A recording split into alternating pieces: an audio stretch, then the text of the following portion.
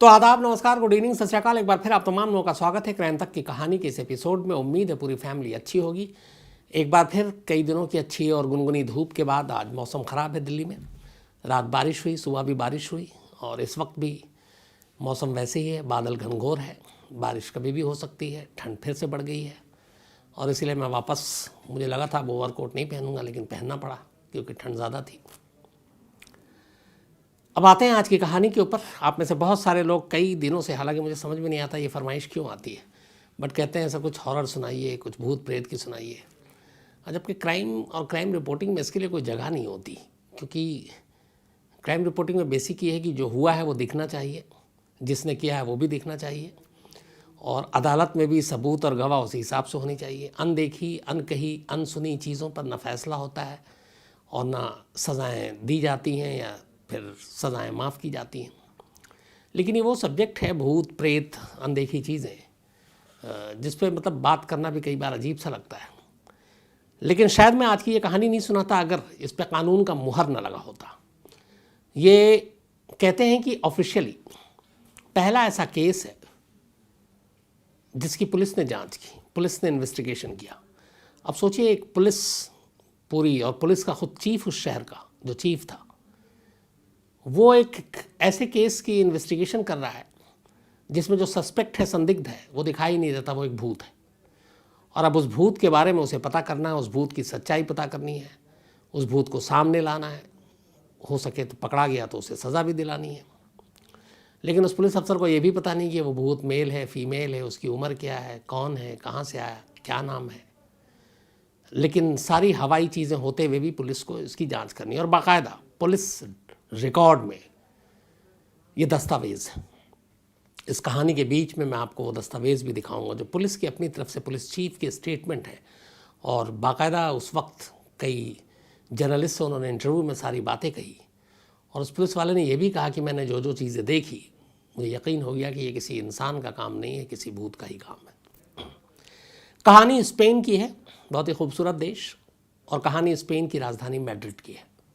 Madrid football के लिए भी जाना जाता है। स्पेन और मैड्रिड के इतिहास में ऐसा केस इससे न पहले कभी हुआ, न उसके बाद कभी और हुआ। एक भूत का केस जिसकी जांच मैड्रिड पुलिस ने की। कहानी मैड्रिड की 18 साल की एक लड़की की है जिसका नाम है स्टेफिना लज़ारो। स्टेफिना लज़ारो मैड्रिड के पास ही एक अपनी फैमिली के साथ एक अपार्टमेंट में रहती थी। उस अपार्टमेंट का नाम था Louis Marian 8 apartment. Louis Marian 8 apartment. 18 साल की हो चुकी थी स्टेफिना और कॉलेज में दाखिला मिल चुका था, कॉलेज जा रही थी। 18 साल तक की उम्र में सब कुछ ठीक ठाक था, लेकिन फिर अचानक कॉलेज जाने के बाद स्टेफिना की जो पूरा बर्ताव है, उसका बिहेवियर है, उसमें अचानक कुछ तब्दीली आती है। घर में स्टेफिना के माँ बाप, एक भाई और एक और बहन थी, तो ये लोग 5 लोग थे।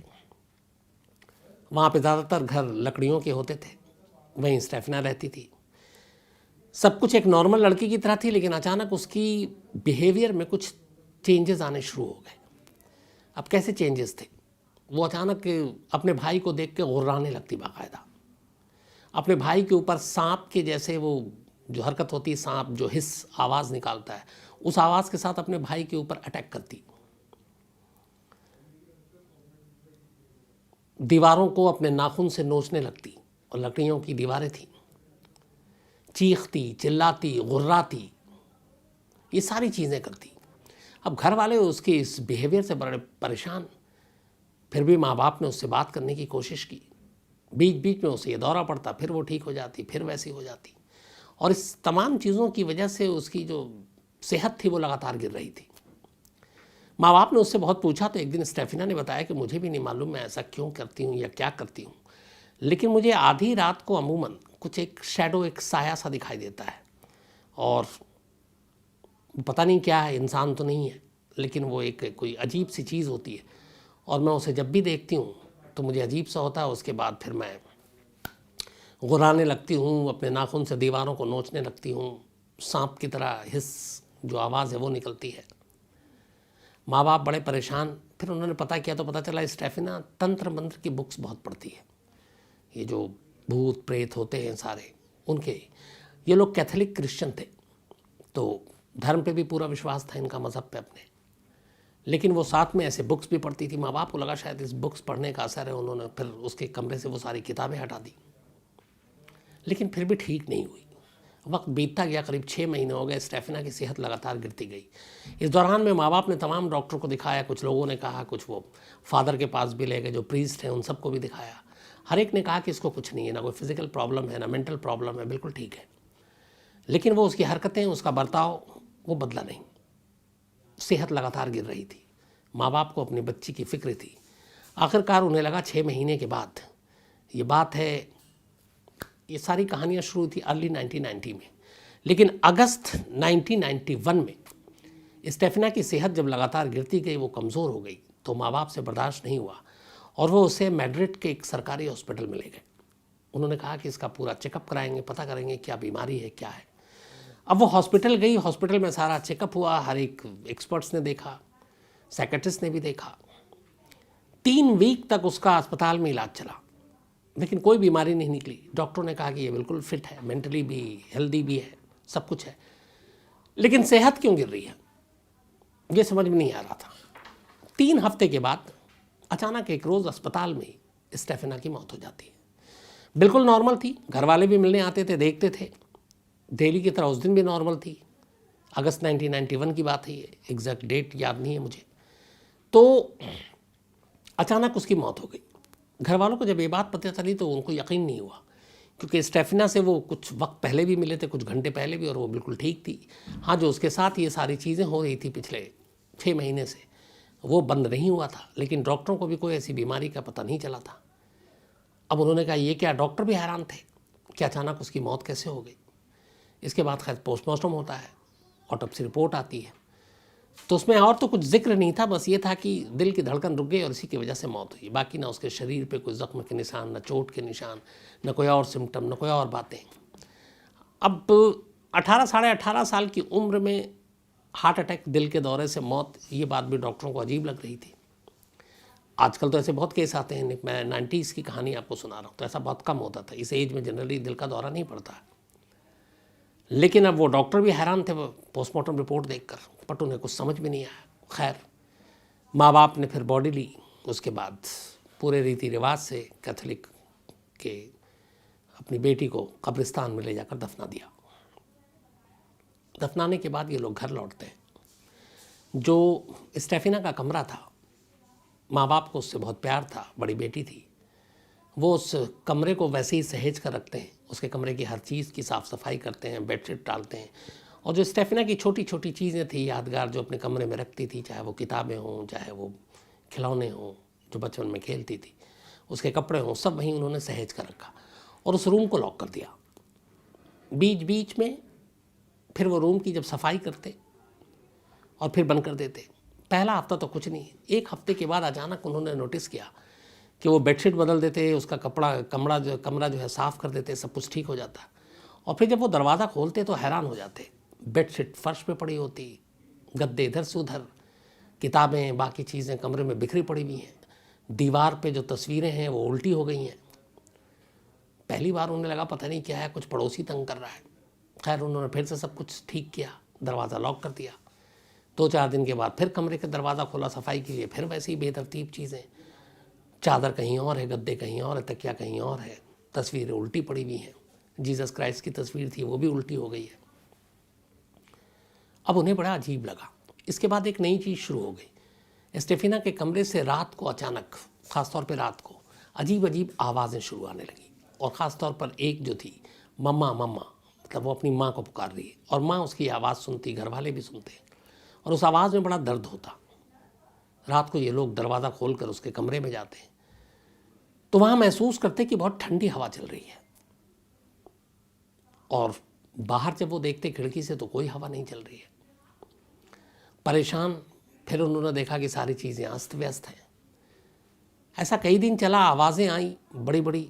फिर उन्होंने नोटिस किया कि उसके कमरे की जो दीवारें हैं लकड़ी की थी, वो सारी नाखून से खुरची हुई हैं। और जब उससे पहले दौरा पड़ता था और स्टेफिना ने ये सब किया था, उसके बाद उन्होंने वो जो वॉल थी लकड़ियों की, ये सारी चीज़ें बदलवा दी थी, लेकिन अब नए निशान नाखून के उन दीवारों पर थे। उन्हें बड़ा अजीब लगा, फिर डर भी लगा कि कुछ है। पहले उन्होंने चेक किया पड़ोसियों, किसी ने तंग तो नहीं कर रहा है, वो सब चीज़ें नहीं थी। फिर उन्होंने क्या किया कि उसके कमरे को लॉक करके और नट बोल्ट लगा दिया ताकि अब उसमें कोई जा ही नहीं। अगले दिन बहुत तेज़ ठंडी हवा घर के अंदर, और उन्हें आवाज़ें अजीब अजीब सुनाई दी, चीखने की, चिल्लाने की, मम्मा मम्मा। और उसके बाद वो दरवाजे का नट बोल्ट अपने आप खुल गया और पूरा दरवाज़ा खुल गया। घर वालों ने देखा, वो और घबरा गए। इसके बाद परेशान अब उन्हें ये लगा कि पड़ोसियों को बताएं तो पड़ोसी हंसेंगे, कौन इस बात पे यकीन करेगा कि घर की तस्वीरें उल्टी हो रही हैं, चादर इधर से उधर है, तकिया कहीं और है, दीवार पे नाखून के निशान हैं ताज़े। बड़े परेशान, लेकिन फिर लगा कि कुछ पड़ोसियों को इसमें बताना चाहिए। स्टेफिना के माँ बाप ने पड़ोसियों से बात की, उन्होंने हमारे घर में इस तरीके से हो रहा है। कुछ पड़ोसियों ने कहा हमें रात को हमें भी आपके घर से आवाज़ सुनाई देती है। फिर उन्होंने कहा कि ये सारी चीज़ें हैं। कुछ पड़ोसियों ने हिम्मत की, उन्होंने कहा कि चलो। रात को वो गए और विटनेस बने, उन्होंने देखा सब कुछ ठीक है, अचानक ठंडी हवा चलने लगी, आसपास में और कहीं नहीं चल रही है, तस्वीरें उलट रही हैं। ये सारी चीज़ें जब देखी तो पड़ोसी भी घबरा गए, लेकिन अब पड़ोसी विटनेस बन गए थे। अब ये सिलसिला चलता रहा, माँ बाप परेशान। इसी दौरान में एक नई चीज़ हुई। जिस कॉलेज में स्टेफिना पढ़ती थी, उस कॉलेज की 2-3 टीचर स्टेफिना के घर पहुंचे अचानक, और स्टेफिना की मौत को करीब 15 दिन से ज़्यादा का वक्त बीत चुका है। वो स्टेफिना के माँ बाप के पास आते हैं और कहते हैं हमें आपसे कुछ बात करनी है, आपको कुछ बताना है। तो उन्होंने कहा जी बताइए। तो उसने कहा कि ये बात हमें पहले बतानी चाहिए थी, लेकिन हमें नहीं बता पाए, क्योंकि कैसे बताते और आप यकीन करते कि नहीं। उनमें से एक, चूँकि ये क्रिश्चियन स्कूल था, तो नन थी, वो नन भी घर आई थी स्टेफिना के मिलने के लिए। तो उन्होंने कहा कि ये करीब 6-7 महीने पुरानी बात है। अब उन्होंने कहा इतनी पुरानी बात आप क्यों अब बता रहे? तो उन्होंने कहा हमें पता चला अब स्टेफिना की मौत हो गई है, तो वो सारी चीज़ें हम रिकॉल कर रहे हैं, याद कर रहे हैं, तो आपसे शेयर करना चाहते हैं। उसने कहा बताएं। उसने कहा कि स्टेफिना की एक दोस्त थी, उस दोस्त का एक बॉयफ्रेंड था। करीब 7 महीने पहले, मतलब 1990s की बात है, उसके स्टेफिना के दोस्त के बॉयफ्रेंड का एक बाइक एक्सीडेंट में उसकी मौत हो गई। और इससे स्टेफिना की वो दोस्त बड़े सदमे में चली गई, क्योंकि उसके बॉयफ्रेंड की मौत हो गई थी और स्टेफिना अपनी उस दोस्त के बड़े करीब थी। नन ने बताया कि इसके बाद मैं एक दिन स्कूल के पिछले हिस्से में गई, तो वहाँ पे 4 लड़कियों को देखा। उनमें एक स्टेफिना थी, एक उसकी वही दोस्त थी जिसके बॉयफ्रेंड की रोड एक्सीडेंट में डेथ हुई थी, और 2 उसकी और क्लासमेट थी। तो हमने देखा कि ये चारों एक लकड़ी का बोर्ड, कैरम जैसा, उसके ऊपर एक शीशे का गिलास रखी हुई है, और उस गिलास को उन्होंने उल्टा रखा हुआ है और गिलास खाली है। और ये चारों उस बोर्ड के 4 तरफ खड़ी हुई हैं, चारों दिशाओं में, और इनमें से एक एक करके उस गिलास के बेस पे जो उल्टा रखा हुआ है वो उंगलियां लगाती थी। फिर एक लगाती, फिर दूसरी लगाती। बोली कि एक दिन मैं पीछे की तरफ गई और मैंने देखा, तो बोली जब मैंने देखा स्टेफिना को, जब उसकी बारी आई और मैं दूर से देख रही कि कर क्या रही, मैं पहले समझने की कोशिश कर रही थी। बोली स्टेफिना ने जब गिलास के नीचे उंगली लगाई तो मैंने अपनी आंखों से उस गिलास को उस बोर्ड के ऊपर उड़ते हुए देखा।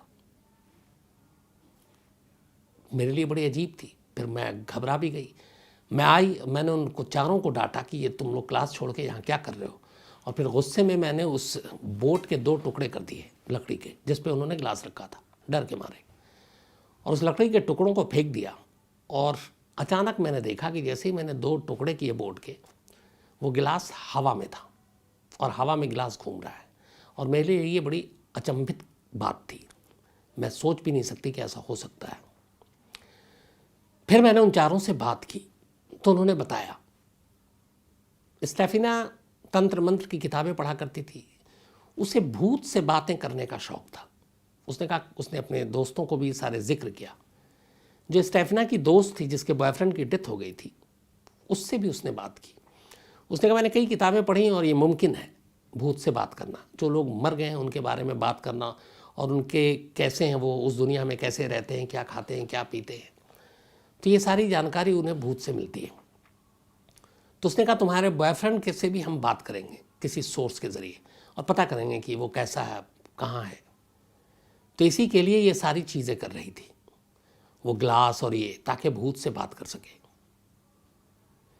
बोले कि जब ये सारी चीज़ें हुई उसके बाद अचानक हम लोगों ने देखा, वहीं पे खड़े होकर बात कर रहे थे, बोट के 2 टुकड़े हो चुके थे, एक सफ़ेद धुएं की लेयर आई और उसने बोला कि मैं और मेरी एक और टीचर खड़ी हुई थी और ये 4 बच्चियां थीं स्टेफिना समेत।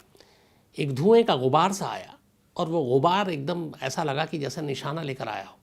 हम 6 लोग खड़े थे, लेकिन वो धुएं का गुबार सीधे स्टेफिना के पास गया और उसकी नाक से होते हुए उसके अंदर चला गया और फिर धुएं का गुबार गायब। बोली सब देख के हम घबरा गए, इनको डांटा और बोला आज के बाद इधर नहीं आओगे, और हम लोग चले गए। अब जब ये कहानी घर वालों को पता चली तो उन्हें लगा कि ये सारी चीज़ें जो तारीख़ बताई उन्होंने, ये उसी वक्त से है जब से स्टेफिना के बिहेवियर में एक बर्ताव आना शुरू हुआ था, जब उसने गुर्राना शुरू किया, जब वो सांप की तरह आवाज़ निकालती, अपने छोटे भाई पे हमला करती। जब ये सारी चीज़ें सुनी तब घर वालों को फिर अजीब लगा। उसके बाद वो और घबरा गए। लेकिन पड़ोसी भी अब इस बात के विटनेस थे कि इस घर में कुछ ऐसी आवाज़ें आती हैं। खैर स्कूल की वो सारी नन और वो लोग बता कर ये चली गई। इसके बाद क्यूरियोसिटी में कि अभी भी शायद स्टेमिना यहाँ है, क्योंकि वो दूसरे भूत से बात करना चाहती थी, अब खुद शायद भूत बनकर यहीं रह रही है, मम्मा मम्मा भी कर रही है, ठंडी हवाओं के ज़रिए शायद वो घर में घूम रही है। उन्होंने फिर से उसके दरवाजे को खोला। दरवाज़ा खोला तो देखा कि जीसस की तस्वीर उल्टी लटकी हुई है, सारे सामान फिर से इधर से उधर बिखरे पड़े हुए हैं। उसके बाद अचानक देखा कि उन्होंने स्टेफिना की एक तस्वीर जो फ्रेम में लगी थी वो भी फर्श पे गिरी है। अपनी बेटी की तस्वीर को फर्श पे गिरा देख माँ ने तस्वीर ज़मीन से उठाने की कोशिश की। अभी फ्रेम को हाथ ही लगाया था कि पता नहीं क्या हुआ, उन्होंने थोड़ा सा उठाया और फिर वापस फ्रेम ज़मीन पर फेंक दिया। कुछ अजीब सी चीज़ हुई उनके साथ। स्टेफिना के पिता वहाँ बराबर में खड़े थे। उन्होंने देखा कि उनकी वाइफ अपनी बेटी की ही फ्रेम, जो तस्वीर है जिससे इतना प्यार करती है, वो वापस ज़मीन पर फेंक रही। उन्हें अच्छा नहीं लगा। उन्होंने उस फ्रेम को उठा लिया। जैसे ही उठाया, अब दोनों स्टेफिना का चेहरा उनके सामने था। फ्रेम लकड़ी का था, साथ में शीशा और तस्वीरें जो आमतौर पर फ्रेम होता है। फिर उन्होंने जो मंजर देखा वो ये था कि उस फ्रेम के अंदर स्टेफिना के चेहरा अचानक जलने लगा और आग सिर्फ चेहरे पर थी। न फ्रेम पे कहीं आग है, न लकड़ी पे है, न और कहीं नीचे, न उस चेहरे के नीचे की जो तस्वीर है उस पर, सिर्फ आग चेहरे के ऊपर, और चेहरा धू धू कर जलने लगा। स्टेफिना के बाप ने भी घबरा कर वो फिर नीचे फेंक दिया। उसके बाद ये लोग बाहर आया, अचानक तेज़ तेज़ आवाज़ आने लगी। रात किसी तरह काटी। अगले दिन इन्होंने फिर प्लम्बर को बुलाया और हेवी सोफ़ा सेट और बाकी फर्नीचर, उस कमरे के दरवाजे को नट बोल्ट से बंद कर दिया, एक तरह से पूरा लॉक कर दिया, और उस दरवाजे के बाहर बड़े बड़े सोफ़ा सेट और ये लगा दिया ताकि ये दरवाज़ा खुले नहीं कभी। और उसके बाद चले गए। और रात हुई। अचानक घर में बहुत तेज़ उस दिन आवाज़ आई। ऐसा लगा कोई चीख रहा, उस कमरे से बाहर आना चाहता है। थोड़ी देर के बाद कमरे का नट बोल्ट दरवाजे का अपने आप खुला, सोफ़ा कहीं और फेंका गया, दरवाज़ा खुल चुका था। परेशान किसी तरह रात काटी। अगले दिन ये लोग अब सोच रहे हैं क्या करना है, घर छोड़ देना, कहीं और चले जाएं। फिर उन्होंने तय किया कि शायद हम छोड़ देंगे।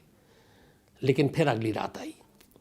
अगली रात पहला मामला ऐसा था जो अब तक घर में आवाज़ें आ रही थीं, तरह तरह की चीज़ें हो रही थीं, लेकिन जो चीज़ उस रात हुई उससे पहले कभी नहीं हुई। उस रात अचानक स्टेफिना की माँ को लगा, वो सो रही थी, वही रात का करीब 12 बजे के आसपास था, कि उनके सीने पे कोई चढ़ा हुआ है और दोनों हाथों से उनका गला घोंट रहा है। ये स्टेफिना की माँ को लगा। पहले उन्होंने हाथ हटाने की कोशिश की, कोई दिखाई नहीं दे रहा, लेकिन लगा कोई वजनी चीज़ है और गला घोंट रहा है। उन्होंने काफ़ी ट्राई किया, नहीं हुआ। तब तक पति को भी लग गया कि ये परेशान है और कुछ कह रही है। फिर किसी तरीके से बड़ी मुश्किल से वो हाथ को अपने गले से हटाया और ऐसा लगा था कि सामने वाला कोई गला घोंट रहा है, लेकिन वो इतनी घबरा गई कि पहली बार इस पूरे इंसिडेंट में, जब से एबनॉर्मल बिहेवियर से लेकर हॉस्पिटल या फिर स्टेफिना की मौत, घर में ये सारी चीज़ें, अभी तक उन्होंने कभी पुलिस को कॉल नहीं किया था। लेकिन उस रात पहली बार 2:40 पर स्टेफिना की मां पुलिस को कॉल करती है। कॉल के बाद फौरन अगले 10 मिनट में पुलिस की टीम स्टेफिना के घर पे पहुंचती है। और जो पुलिस टीम पहुंची उसमें चीफ इंस्पेक्टर नेशनल पुलिस के जो थे मिस्टर जोस पेड्रो, इसके अलावा उनके साथ उनके सहयोगी अफसर जो थे मिस्टर नेगरी और 3 और कुल 5 पुलिस वाले। रात 2:40 था, 3 के आसपास करीब ये लोग घर पहुंचे स्टेफिना के। देखा तो बदहवास परेशान स्टेफिना के माँ बाप, भाई और बहन। उन्होंने पूछा क्या हुआ। उन्होंने कहा इस तरीके से किसी ने गला घोटने की कोशिश की। फिर पुलिस वाले को अंदर जाके लगा कि ये क्या, घर के बाहर बिल्कुल नॉर्मल, अंदर ठंडी सी हवाएं चल रही है और कुछ अजीब अजीब आवाज़ें आ रही हैं। तो उसने पूछा कि और कौन है घर में, पुलिस वालों ने। उन्होंने कहा कोई नहीं, यही आवाज़ें हम महीनों से सुन रहे हैं। फिर उन्होंने कहानी बताई। फिर उन्होंने कहा कि वो कमरा देखना चाहते हैं। वो कमरे में गए, सारी चीज़ें फिर उन्होंने देखी कि तस्वीरें सब उल्टी ली, बिस्तर कहीं और है, चादर कहीं और है, तकिया कहीं और है। इसके बाद उन्होंने उस कमरे के अंदर बहुत तेज़ हवा और आंधी की सुगबुगाहट आई। पुलिस वालों ने कहा कि खिड़की खोल के देखते हैं। उन्होंने खिड़की खोल के देखा, बाहर बिल्कुल मौसम शांत। अब पुलिस वालों की हवा खराब हो गई और उन्हें लगने लगा कि कुछ गड़बड़ है। अब वो भी क्या करें। उन्हें एक अनजाना रहस्यमयी, मतलब क्रिमिनल कहें या क्या कहें, जो दिखाई नहीं दे रहा, उसको कैसे पकड़ें, घर वालों को कैसे सांत्वना दें। तो पुलिस वालों ने जो भी उस वक्त किया, उस रात समझा बुझा कर, तब तक सुबह हो ही गई थी, वो चले गए। बट उनके दिमाग में ये बात घूमती रही। अगले दिन उन्होंने इन्वेस्टिगेशन के नाम पे फिर से उस घर का रुख किया। वहाँ गए तो उन्होंने डिटेल में कहानी पूछी। रात का वक्त था और उन घर वालों ने कहा कि जो भी होता है यहाँ रात को होता है। तो उन्होंने कहा ठीक है, हम रात को इस बार खुद विटनेस बनेंगे। पुलिस वाले रुक गए पांचों। रुकने के बाद अब उन्होंने कहानी सुनी, सारी कहानी समझ में आ गई। फिर उन्होंने कहा कि स्टेफिना के फादर ने कहा कि जो उनका छोटा बेटा है, अक्सर कई बार ऐसा होता है कि उस कमरे में, जिस कमरे में वो सोता है, 2 बेड है, एक उसकी बहन के, एक उसके। बोले मैं अगर उसको राइट बेड पे सुलाता हूँ तो हवा में उछल कर, जैसे फुटबॉल है, वो लेफ्ट बेड पे चला जाता है और वहाँ से फिर राइट पे आ जाता है। कोई ऐसा लगता है कि उसको उठा के फुटबॉल की तरह इधर से उधर घुमा रहा है। पुलिस वालों ने कहा क्या मजाक है। बोला आप चलिए। अब पुलिस की टीम, स्टेफिना के फादर, ये सब उस कमरे में पहुँचे। उनका बेटा छोटा एक बेड पे है। थोड़ी देर के बाद पुलिस वालों की आंखों के सामने हवा में उछलता है फुटबॉल की तरह वो बच्चा, और दूसरे बेड पर, फिर वहाँ से इस बेड पर। उनके सामने फिर जीसस की तस्वीर सीधी थी उल्टी हो जाती है, सारी चीज़ें बिखर जाती हैं और एक शोर, एक चीख सुनाई देती है। पहली बार पुलिस वालों को एहसास होता है कि इस घर में कुछ अजीब सी चीज़ें हैं। उसके बाद वो बाहर निकलते हैं, जाकर थाने में पूरी केस की रिपोर्ट दाखिल करते हैं। और जो जो उन्होंने विटनेस देखा, उन्होंने कहा कि मैंने खुद देखा। उनके सामने फिर से उस दरवाजे की नट बोल्ट लगाया जाता है, कुंडी लगाई जाती है और उनके सामने वो दरवाज़ा अपने आप खुल जाता है, नट बोल्ट उड़ जाता है।